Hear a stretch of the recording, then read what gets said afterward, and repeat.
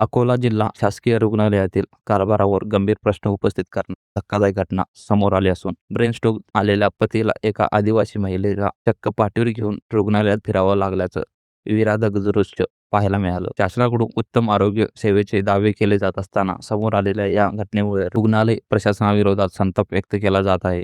या संपूर्ण प्रकाराचा व्हिडिओ सोशल मीडियावर मोठ्या प्रमाणात व्हायरल झाला असून आरोग्य व्यवस्थेवर पुन्हा एकदा प्रश्नचिन्ह उपस्थित झाले आहे.